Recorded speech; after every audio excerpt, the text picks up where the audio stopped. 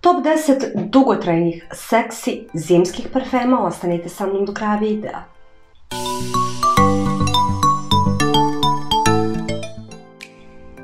Ćao svima, ja sam Aša, dobrodošli nazad na moj kanal. Ukoliko ste prvi put na mom kanalu, obavezno subscribe i danas pričamo o top 10 dugotrajnih, seksi, zimskih parfema, pa hajde da krenemo.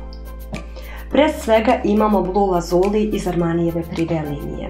I za ovu liniju mogu da kažem da zaista ispunjava sve niš kriterijume i za sam parfem jeste za celu godinu. Dakle, možete da ga nosite kad god, gde god, bukvalno, samo ne u nekim dnevnim varijantama, definitivno kad je leto, kad je proleće.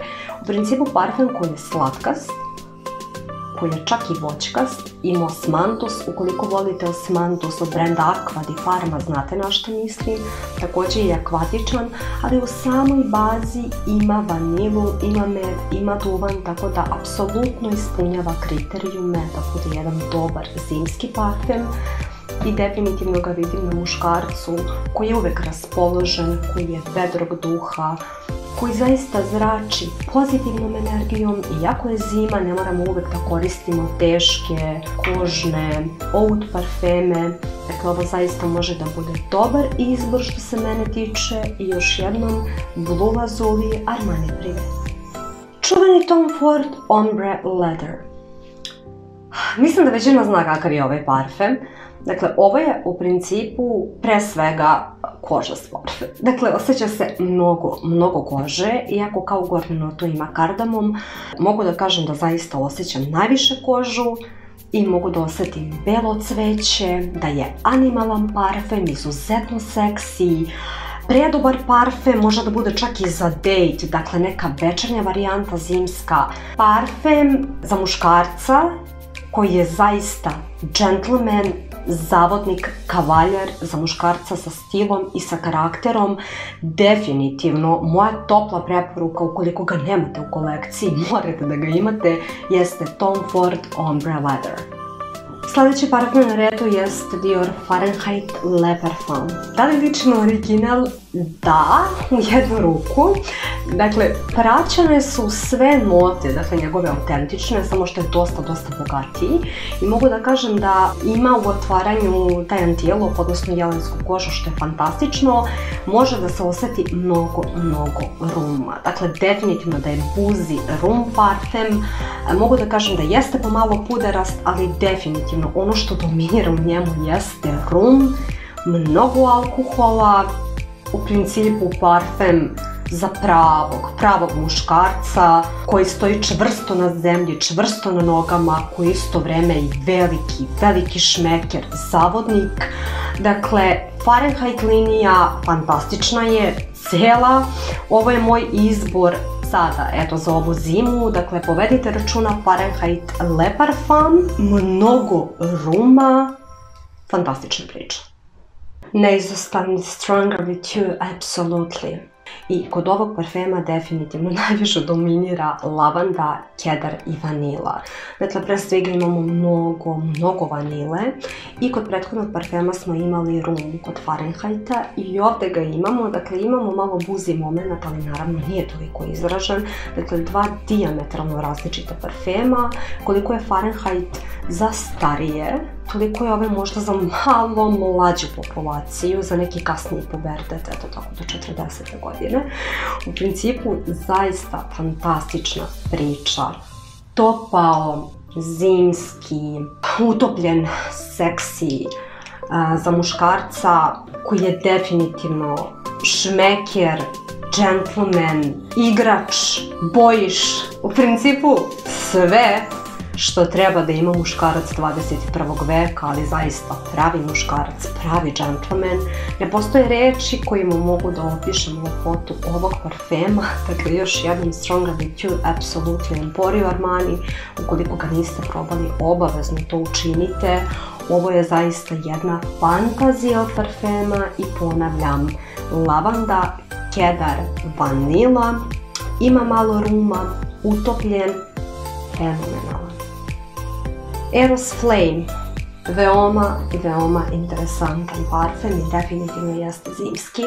Iako u samom otvaranju ima citruse, ima dosta citrusa, čak negdje u srcu parfema ima i cvetne note, ima ružu.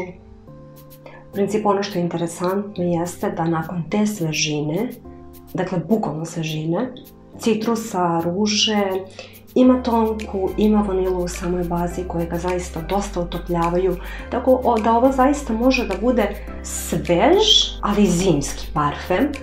U principu ko voli originalni Eros, mislim da će ovaj savršeno da mu sedne i da mu se dopadne. Dakle, odlična priča, odlično što se mene tiče. Versace Eros Flame, ukoliko ga niste probali, probajte, učinite to, nećete se pokajati definitivno. Dakle, kao što sam rekla, ima citruse u otvaranju, ima cveće, može da se osjeti ruža, ali sama baza je vanila i tonka, tako da ima tu toplu zimsku bazu i ovo je definitivno parfem za švalera, za šmekera, za muškarca koji je strastven, koji je zaista šmeker u pravom smislu te reči, dakle fantastičan parfem, također negdje do 35. 40. godine. Ja sad to govorim negdje iz svog ugla, nemojte da me hvatate za reč, naravno, to je neka moja lična impresija i to ne mora da bude tačno, apsolutno, ali u principu fantastična priča jeste Versace Eros Flame. Još jedno remek delo koje ne smije da se izostavi jeste Armani Code Absolu. Dakle, ovo je također jedno fantastično Armani remek delo za zimu. U otvaranju ima citruse, dosta citrusa, ima jabuku, ima mandarinu, ako me negdje sećanje ne vara. U principu ono što definitivno može da se osjeti, to jeste negdje ta tonka vanila u samoj bazi, da je drvenasta baza, također muskatni orah, u principu jedan izuzetno seksi parfem, zimski, za muškarca, džentlmena, odmerenog, umerenog, ali koji će uvek da ostavi jak utisak. Valentino Uomo, fantazija, drvenaste note, orasi, dakle drvenast, orašast, kafa, čokolada, jedna fantastična priča s jednog odmerenog, urbanog muškarca, što se mene lično tiče, nema nikakve greške sa ovim parfemom. Fantastična priča. Ukoliko niste probali Valentino Uomo, moja zaista topla preporuka jeste da ga probate. Kao što sam rekla, sa jednog odmerenog, urbanog, finog muškarca, fantastična priča. Givenchy Gentleman Eau de Parfum.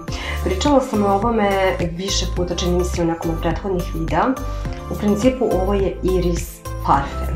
Iris parfem koji se meni izuzetno dopada. I uvek kažem, postoje nosivije verzije, postoji boze, zatim imamo Eau de Toilette Intense. Međutim, kada su zimske temperature, Gentleman Eau de Parfum se definitivno najbolje projektuje i ovo zaista jeste parfem za jednog odmerenog džentlmena.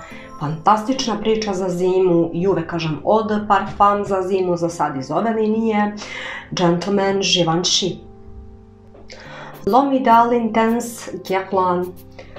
Ovo je zaista također još jedan od mojih velikih ljubavi. Pravi šmekerski parfem, sama baza je veoma interesantna. Ono što mogu da kažem jeste da definitivno ima tonku u samoj bazi. Također zadimljen je, dosta je zadimljen.